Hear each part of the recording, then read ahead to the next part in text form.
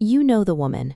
She handles the office crisis, manages her parents' doctor appointments, and remembers everyone's birthday. She is the ultimate fixer, telling herself she only needs to grind until 67. She has a spreadsheet, a target, and a plan to finally rest when she hits that number. Relying on that specific timeline creates a sense of control over an unpredictable future. It feels responsible to plot out decades of saving and working as a fixed equation. But this diagram reveals where the math breaks down. When researchers compare what people plan to do versus what actually happens, a severe disconnect emerges. The median actual retirement age in America is 62. That 5-year difference represents a completely different set of life circumstances. Most people sitting in that gap did not expect to be there. Treating a financial probability as a certainty while ignoring the biological limits of the human body builds a dangerous trap. The spreadsheet requires an audit. The first broken variable in the ledger is the assumption that you will dictate the exact moment you leave the workforce. This chart breaks down early workforce exits, and the data cuts through the illusion of choice. 63% of people who retired earlier than planned were pushed.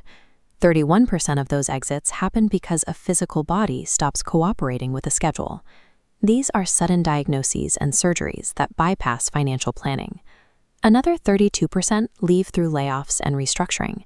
Experienced women face an accelerated skills gap narrative, where decades of institutional knowledge are deemed less valuable than familiarity with whatever software became standard last year. Leaving on your own terms preserves your agency. Getting pushed out after decades of being the one who keeps everything running triggers an identity crisis that a spreadsheet can't fix. The ledger relies on a second major flaw. It assumes you have only been working one job. Looking at this chart measuring total workload, the pressure on the sandwich generation becomes visible. Gen X women currently average 1,350 hours of uncompensated caregiving labor every year, managing both aging parents and dependent children, on top of full-time careers. Absorbing the emotional weight of an entire family system exacts a heavy biological toll.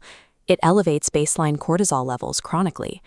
Medical researchers track the extreme end of this exhaustion as deaths of despair, mortality driven by severe, unchecked burnout.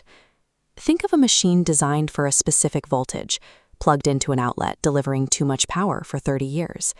It still functions every morning, but the internal components degrade.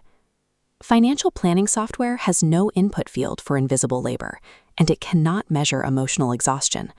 The strategy of waiting for a perfect financial moment fails when your shrinking window of healthy, mobile years stops cooperating. The final flaw is the financial target itself.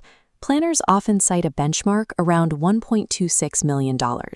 Chasing this number traps many in one more year syndrome, a loop of delaying the exit to save slightly more. This graph maps household spending over time, exposing the mathematical error in the target.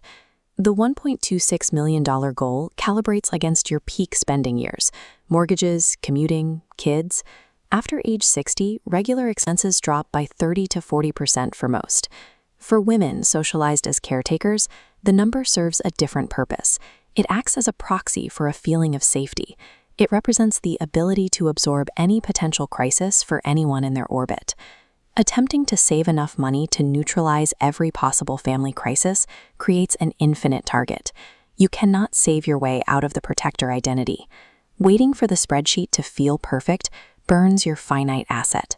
Healthy years are the only currency on your balance sheet that cannot be replenished.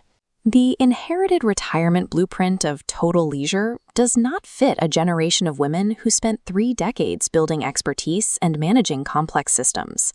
A new strategy is replacing the old model, operating under the name the bridge economy. The mechanics are straightforward. You exit the high-stress corporate environment now.